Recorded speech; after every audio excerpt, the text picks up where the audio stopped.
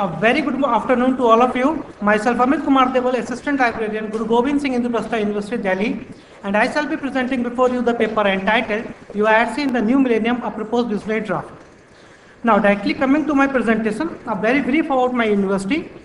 Our university was established in the year 1999 by the government of NCT of Delhi and is the first state university of government of NCT of Delhi.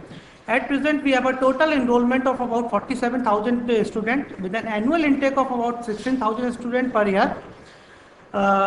We have almost running 70 programs in 10 university teaching department. We have a network of about more than 90 colleges. And the university was established with the motto to promote studies, research and extension work in the emerging areas of higher education with focus on professional education. Right. Our university is UGC recognized, ISO certified and NAC A grade accredited. This is very brief about my university. Now coming to the library of our university. The library of our university is known as University Information Resource Center and it is established way back in 1999, almost 10 years back. And within a lifespan of 10 years, we have a collection of about more than 38,000 books and we are subscribing to about 275 periodicals. Our usage statistics is also very high and it ranges from 125 to 150 books per day. Our library is fully automated and we have a separate library web page for our university library. And our library web page is ranked 18 among the university websites of Indian universities. This is as per the research carried out by Mangla Harwade of Nagpur University in 2004. Another observation was made by doctoral student of Indiana University, USA, Rajat Chadda, and as far as the content and feature of library website is concerned, our university library scored 18 out of 20 points. Now, if you want more about us, about our library and about our university, you log on to ipu.ac.in. Now, coming to the main part of this paper, that is the vision part. According to a very well-known proverb, without a vision, the people will perish. This is also true with the case of an organization, whether it may be a profit-making organization or a not-for-profit-making organization like libraries. At this juncture, it becomes essential for me to define the concept of vision, what actually vision means. In a layman definition, it is basically a roadmap for future direction, or in other words, we can say that it is a powerful picture of and about an organization business activities, what it can be and should be in a decade to come. In a more technical word of Dr. APJ Abdul Kalam, the missile man of India and the former president of India, it is basically the articulation of a desired end result in a broader term. Another stalwart in the field of management sciences, J.P. Kotler, has explained it as the direction in which the organization need to move in future. Now, believe me or not, you can't find a single organization without a vision statement, whether it may be a profit-making organization or not-for-profit-making organization. Just now, prior to my presentation, I have seen the vision statement of Terry University also. Some of the well-known vision statement is connecting people. This is a vision statement of Nokia. Believe in the West. This is a vision statement of BPL India. Now, question arises from where this concept has been originated. This concept has been originated from the core concept of management sciences, that is management by objective and the strategic planning. Now, why it is needed?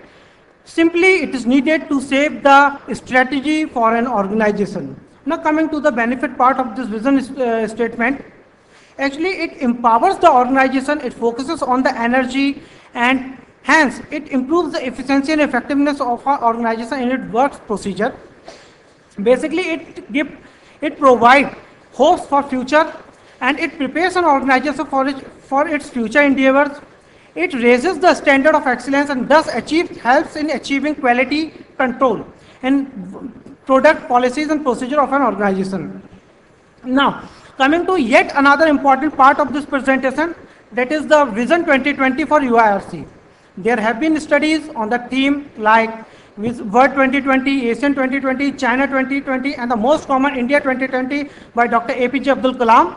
In a similar fashion, I have also dreamed for the vision of my library and I have called it as Vision 2020 for UIRC.